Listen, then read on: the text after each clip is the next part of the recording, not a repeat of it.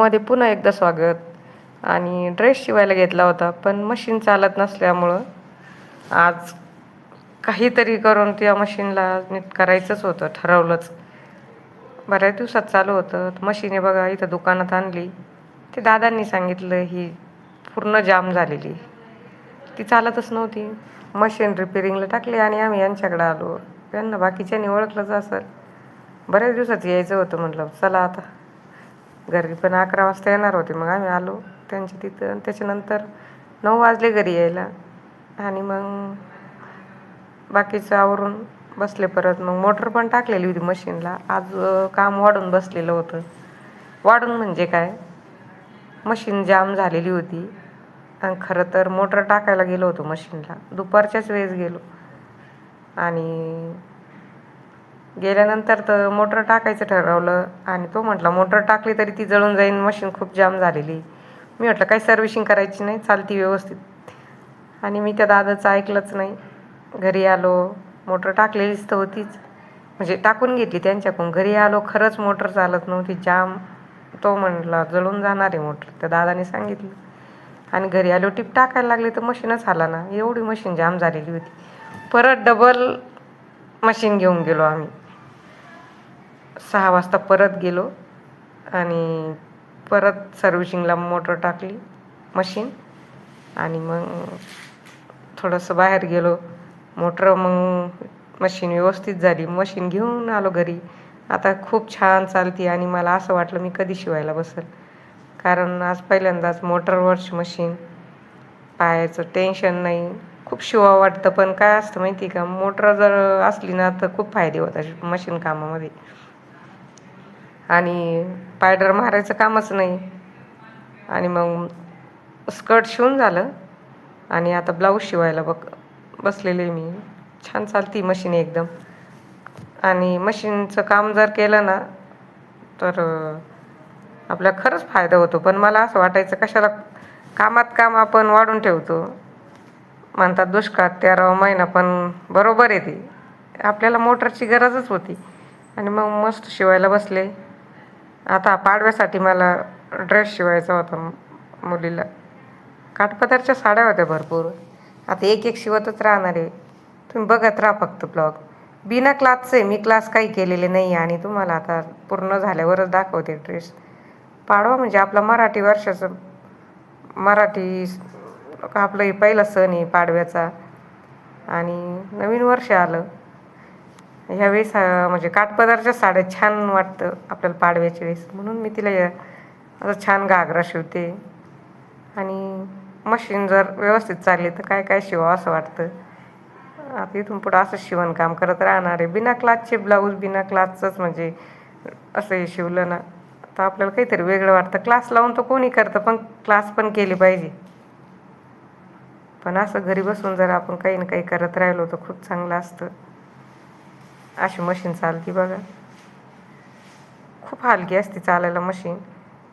आणि रात्री 12 वाजेपर्यंत मी शिवलं, कारण घरी पण लेट येणार होती. थोडीशी कामं वाढलेली होती कंपनीत, त्याच्यामुळे थांबले. म्हटलं मग 12पर्यंत आपण शिवू. 12 वाजेपर्यंत शिवलं. ते आल्यावर जेवण झालं, सगळेजण जेवण केले सगळ्यांनी. आणि मी शिवल्यानंतर मग आज पण काही थोडं शिवलं. आज रविवार आहे, आज ब्लाऊज अर्धं शिवून झालेलं होतं, अर्धंच राहिलेलं होतं. स्कर्ट तर झालेलं. आणि मग तुम्हाला आजचा व्हिडिओ हा कसा वाटला कमेंट करून सांगा. आणि ज्यांनी नवीन व्हिडिओ आज कोणी पाहत असेल त्यांनी सबस्क्राईब करायला विसरू नका. आणि पुन्हा पुढचे व्हिडिओ पण असेच तुम्हाला लवकरात लवकर येत जातील. आता रोजच व्हिडिओ टाकणार आहे आपण, फक्त व्हिडिओ पाहायला विसरू नका. आणि व्हिडिओ पाहता पाहता जे जवळचे आपले खरंच त्यांना लक्षातच राहत नाही लाईक करायचं, लाईक करत चला. मस्त आनंदाने टी व्हीवर कवत नाही व्हिडिओ लावून देत जा आणि सगळं फॅमिली आनंदाने व्हिडिओ बघा. टी व्हीला कनेक्ट करा आणि मोबाईलमध्ये पाहण्यापेक्षा टी व्हीला छान दिसतं. आणि आज रविवार, मस्त आज एकादशी, उपवास आहे सगळ्यांना. आणि संध्याकाळपर्यंत आज शिवणकामच चालेल, कारण स्वयंपाक वगैरे नाही. मस्त साबुदाण्याचे वडे करायचे आज दिवसभर. आपल्या हेच काम, पण पाय पण दुखतात जरी आपण किती जरी म्हटलं तरी.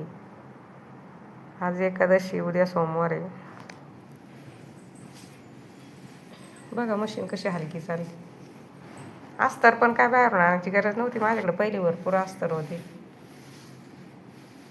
आणि डिझाईन पण मनानेच कापलेली, असं काही नाही. पहिल्याच मापावर ब्लाऊज म्हणजे पहिल्या ब्लाऊजवर माप घेतले, त्याच्यावरच ब्लाऊज शिवायला लागले मी.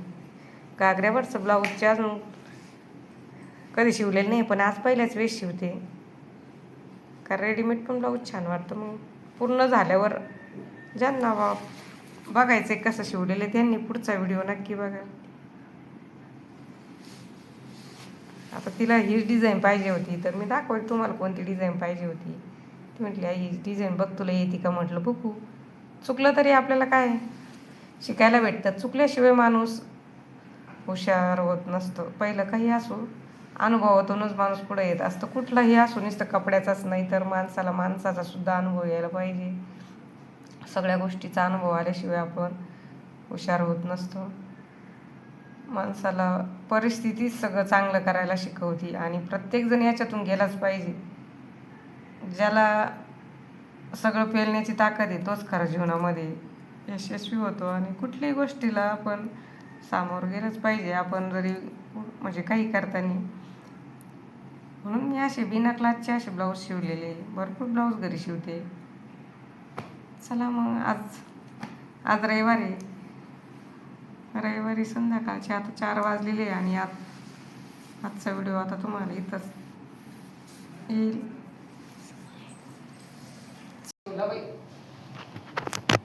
चांगलं झालं. आता ब्लाऊज अर्ध झालेले, अर्ध राहिलं. पाडव्यासाठी बरं, पाडव्याला हे छान वाटतं. काठपदरचं काहीतरी वेगळं म्हणलं शिवून बघा. मशीन मग तेवढं मशीन नको खाल्लं बरं. मशीनची मोटर बसावं लागली, शिवायचं होतं तर. आता राहिलं थोडंसं फक्त. आता पूर्ण तयार झाला का मग पाडव्याच्या दिवशी नक्कीच रील बघा. आता रील पण टाकणार आहे आणि पाडव्याच्या दिवशी पण व्हिडिओ बघा. कसं वाटतं घातलेलं. एकच धुणं झालेली आहे साडीचं. अशा काठपदर साड्या जरा असल्या तर ड्रेस वगैरे शिवायला काही माग नाही. साडी 1-2 वेळ घातली कोण नाही घालत.